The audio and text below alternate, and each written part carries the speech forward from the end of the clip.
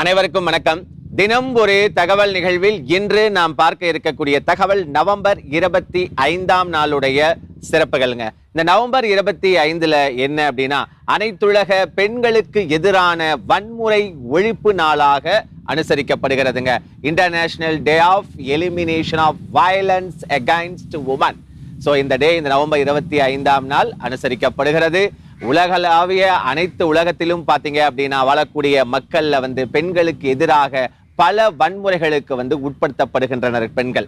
அதை கண்டிக்கும் வகையில், அது மட்டுமல்லாமல் இந்த பெண்களுக்கு எதிரான அனைத்து வன்முறைகளையுமே உலகிற்கு எடுத்துக்காட்டி அதற்கான ஒரு தீர்க்கமான முடிவை எடுக்கும் வகையில் இந்த உலக மகளிர் தினம் மற்றும் இந்த அனைத்துலக பெண்களுக்கு எதிரான வன்முறை ஒழிப்பு நாளாகவும் இது அனுசரிக்கப்பட்டு வருகிறது என்பது குறிப்பிடத்தக்கது.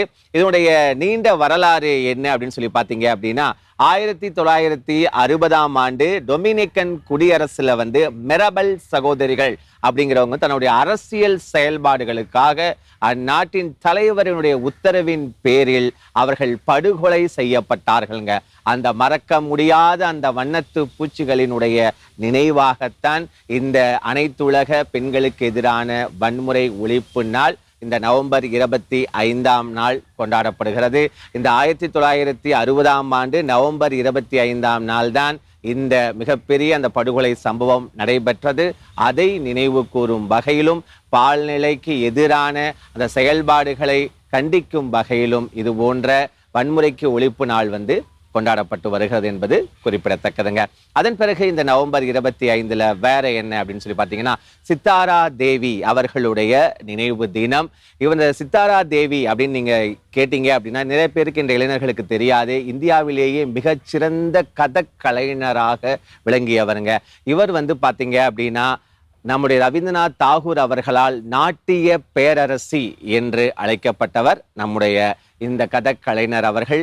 இவர் பார்த்தீங்க அப்படின்னா தன்னுடைய 16வது வயதிலேயே பார்த்தீங்கன்னா கலைஞர் அந்த கலையை அரங்கேற்றம் செய்தார் சித்தாரா தேவி அவர்கள். அது மட்டுமல்லாமல் இவர் நம்முடைய இந்த கலையை அந்த இந்தியாவினுடைய பெருமையை அனைத்து நாடுகளிலும், அமெரிக்கா, லண்டன் போன்ற பல நாடுகளிலும் கலையை இவர் அரங்கேற்றம் செய்திருக்கிறார். இவருக்கு பார்த்தீங்கன்னா நிரஞ்சன் சர்மா, இந்தி திரைப்பட இயக்குனர் நிரஞ்சன் சர்மா அவர்கள் பார்த்தீங்க அப்படின்னா இவருக்கு திரைப்படத்துல எப்படி நடனக்கலையை செய்யணும் அப்படிங்கிற அந்த பயிற்சியை கற்றுக் கொடுத்தார்.